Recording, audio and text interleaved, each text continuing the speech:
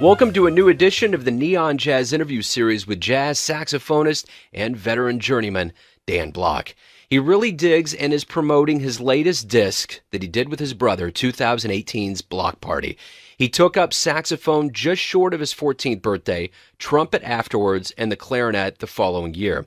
This led to the Juilliard School and playing on Charles Mingus's last album. He got a strong friendship going with Wynton Marsalis, and over the years he's worked with Vince Giordano's Nighthawks, Tom Harrell, Dave Liebman, and so many others. He can be heard on numerous television and radio commercials and motion picture and TV soundtracks. He's a deeply cool and interesting cat, so get to know him and dig this interview, my friends. Hey, thanks for taking a minute out for me today. I appreciate it. Sure. So let's talk about Block Party. This is another great album, and I want to know from you, how do you feel about this album? It's the one that I liked, and I don't know if you heard any of my other projects or not. Everything else I did, I was sort of dissatisfied with, sort of right off the bat. But this one, I liked it right off the bat. That I know. I liked the way things sounded, the way things came across. And I really, wanted to record with my brother. He's somebody that we were, he was in New York for a while when I was in New York, and then he was back in St. Louis, and then he was in New Orleans, and then Chicago. And, we would get to play together sometimes, but I really wanted to record, and we were always sort of planning on trying to get some kind of band and do a little tour around St. Louis, with a couple of those guys. There's St. Louis, Neil Kane, the bass player. There's also a drummer named Montez Coleman that we were trying to get together with. It was something that was in the works, and we were going to record something to, promote it, sort of. And that's kind of how it developed, really. And then with me, I just sort of come up with music that I like. Sometimes I've done a theme, but this one there was just, okay, so what's catching my mind here, and I like this, the Dinner for One, Please, Jane. It was just a tune I loved, and I wanted to reharmonize it a little bit. And then other things that I was thinking of, like By the Fireside, a Ray Noble tune that's not that commonly played. And there's a Walter Donaldson tune that Dixon Tram did with Wynton called, Changes or Beautiful Changes. And I wanted to see what I could do to completely sort of change it, for lack of a better word. So, things kind of, one thing builds on another, and you come up with a concept. And but it was a connection between my brother and myself, because sometimes when we play together, there is a certain kind of electricity that happens, that can occur with siblings. Absolutely. No, I agree. So speaking of that St. Louis connection, you grow up in St. Louis, and you go to a St. Louis Ragtime Festival that really influenced you. You heard John Coltrane. Talk to me about growing up in St. Louis and how you got so involved in music. Well, it was funny because by the time I was growing up, there wasn't that much around there. I mean, I did meet some musicians of it because there was this black artist group, so I met Julius Hempel, who was, big, and then there was a trumpet player named Bakita Carroll who led this band as sort of a Saturday program. So that was when I first got interested in music. And I remember that I went down to the St. Louis Ragtime Festival and I heard U.B. Blake. And I got to actually hear him live, and different bands. It was sort of left over from another time, because if you go back to like the 50s and the 60s, there was a part of St. Louis, I don't even know where it was. It was called Gaslight Square, and there was all kinds of entertainment going on there, and a lot of traditional jazz. So a bunch of these bands were playing in Gaslight Square, and it was sort of mob controlled, and the whole thing got burned down, which like a lot of things about St. Louis were just sort of decimated. My brother, but I came back though, my brother was there, and there were some local musicians. For example, there was a great local tenor player named Willie Akins. He knew Clark Terry, they had played together, and there was a pianist named Charles Fox, who was, he played with Miles when Miles was young, and there was a record actually called Miles and Jimmy Forrest live at the Barrel House, which was a club on a street called Delmar, and Charles Fox was on this recording. And Daryl Mixon, who was a bass player, local bass player. So there was a real history in that town. And my brother was playing with another saxophone player named Peanuts Whalum, who was Kirk Whalem's uncle. But he had that. They came from that that generation in St. Louis when it was really happening, and and they knew Miles really well. He's local. Clark Terry's local. They knew Clark. So it's sort of like the people left over from that other time, in that town. There was another pianist named Jeter Thompson, from that generation. So we did. We played with some of these cats, and not so much when I grew up there, but when I came back later, and then I got to, Robbie, was always working in the funky neighborhood, so he's in North St. Louis. There's an area called Kinloch, which was pretty nasty, run down, and East St. Louis. He was working there all the time. We saw all that stuff. So, and there was that kind of connection with it. And plus, there was some R&B, there was some funk, there was a certain vibe there. I recall when I was playing and sitting in on my brother's gig, coming through on another gig, coming through St. Louis, and there was a drummer named Kenny Rice. This guy couldn't even read or write, but it's great. And I heard a blues shuffle that he played that I never heard like that at any time in my life. Anybody could ever come close to that kind of a beat. It was just, I can't even put words to it. So there is a real thing in that town, undeniable. So many great musicians cranked them out. So it's true, as they did from Kansas City. It was a territory thing. And and yes, it has that kind of sound. It's very interesting. I could talk on, but you go back and you listen to the territory bands. Andy Kirk's Clouds of Joy. Big Joe Turner. Count Basie. really, and Benny Moten, and it has that sound. It's got that same kind of down-home Midwest thing that was not exactly the Henderson band or Ellington's band. Very different from that. I guess that's my whole St. Louis connection, sort of. Well, and speaking of your life, you have the saxophone, the trumpet, and the clarinet, and as a quote on your website says, from one of your favorite authors, Kurt Vonnegut, you're unstuck in time. Is this a relentless, restless, creative energy that you have, or how did all of this happen with the multi-instruments and just kind of how you approach music? Well, I was just interested.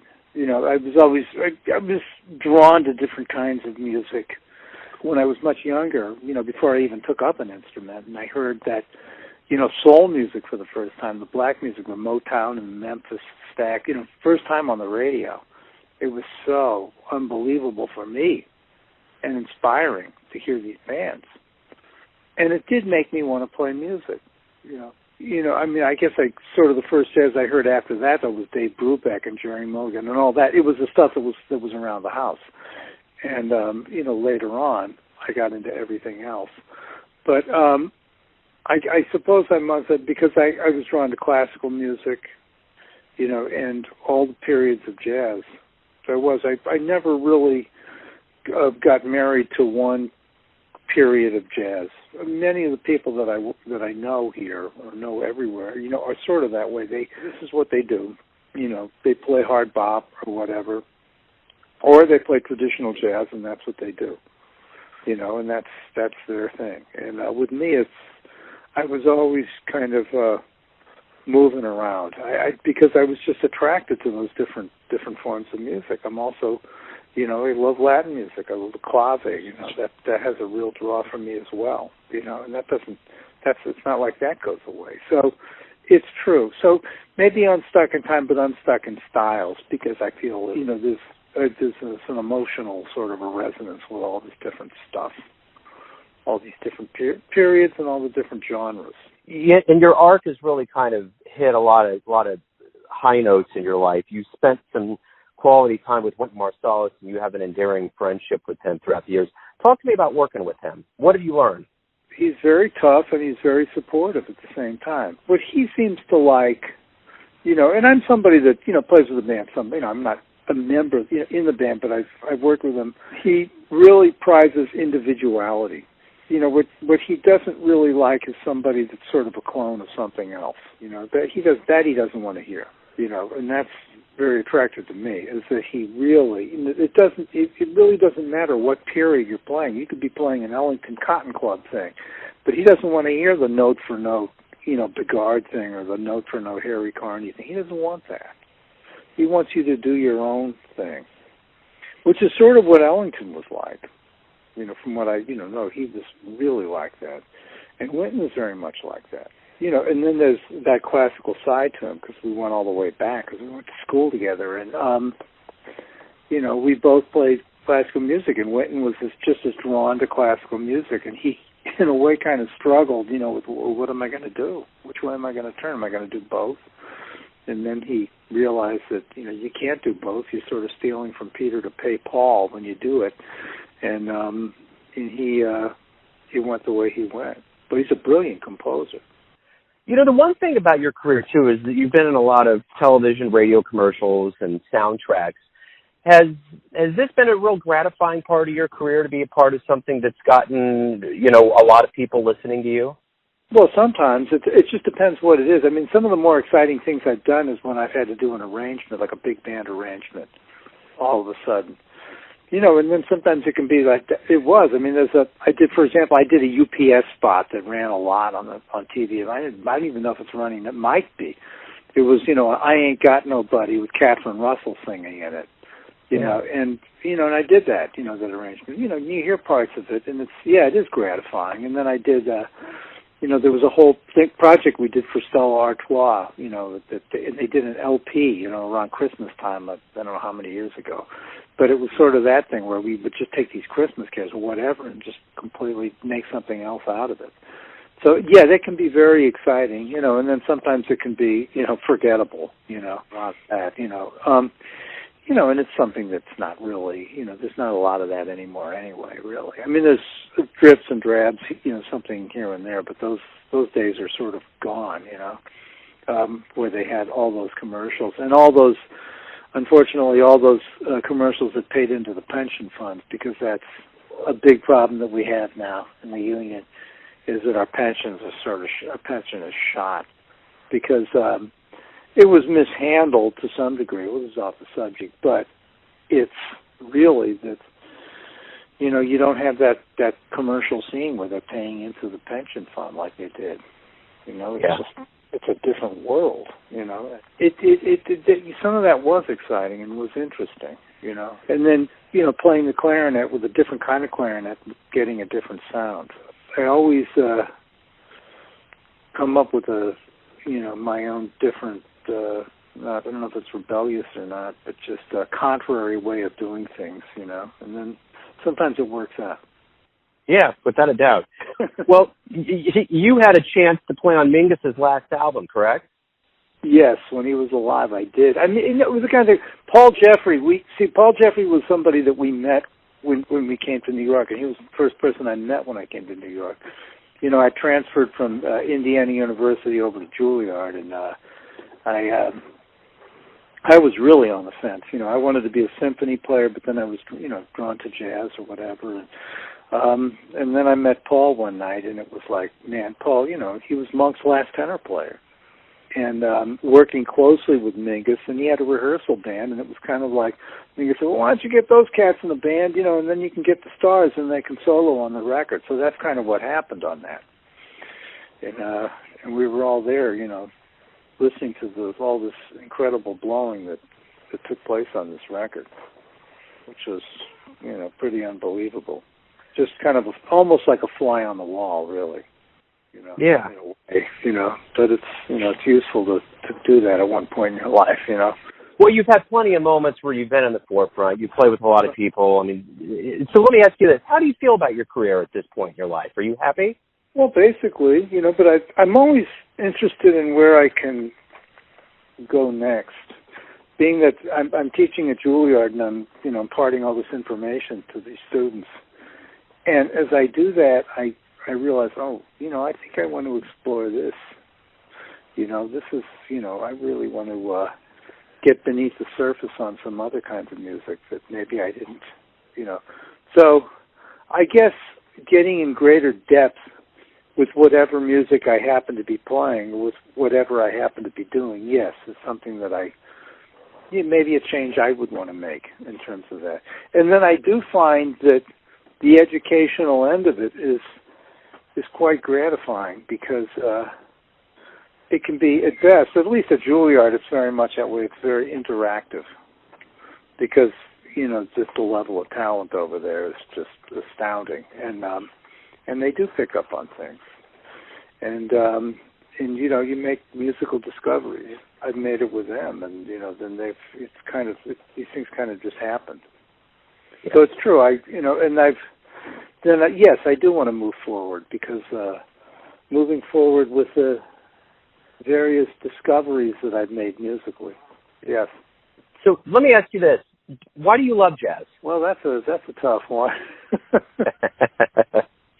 I suppose it's the living, breathing music just by its nature, Right, and if you're talking about the groove, I like music that swings, that has a beat.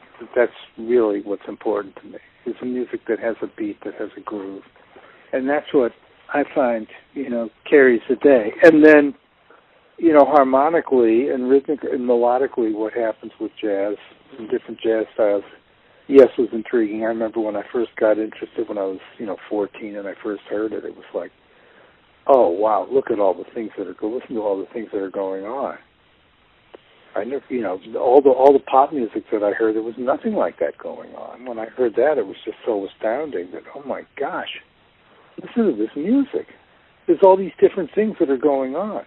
Look what the piano player's doing, what the horn players are doing, and of course nobody that I knew could relate to it at all. It just sounded like a bunch of noise to them. So, well, that's great, Pretty lonely spot, with it all. I guess if you're a musician, you're not hearing it like most civilians do. You were hearing, and even some other musicians, you can't relate to what they like. They're going to like a whole other kind of music, and then everybody gets in fights about it. But I guess that's what it is. The complexity and and just the diversity in that music. I guess that's what drew me to it. Yeah, let's delve in just a little bit deeper here with you, and I want to ask you this. Everyone has a perception of you, your family, your friends, and all your fans, but you're running your ship. At the end of the day, who do you think you are? I guess I'd like to be the person that never lies musically. I guess that's what I am. I can't really affect anything. Everything that I play I think is true to what I am. That's kind of it, really. That's a great answer. That's a great answer. That's one of the most succinct, best answers I've heard to this question. That's very profound, without a doubt. And I think that's a great way to wrap everything up. Thank you, Dan, for opening up about your new album, about your life and music. It's been an honor to speak with you. Oh, it's been an honor to speak with you, and I hope I can get to Kansas City and get that kind of barbecue. And there's plenty of it here. I know there is. I'll have some. Thank you very much. Thanks for listening and tuning in to yet another Neon Jazz interview, where we give you a bit of insight into the finest players in Texas, San Francisco, New York, Kansas City, and spots all over the globe, giving fans all that jazz. And thanks to Dan for being such a force in the world of jazz. If you want to hear more interviews, go to Famous Interviews with Joe Domino on the iTunes Store. Visit neonjazz at youtube.com, and for everything Neon Jazz, go to the neonjazz.blogspot.com. Until next time, enjoy the jazz, my friends.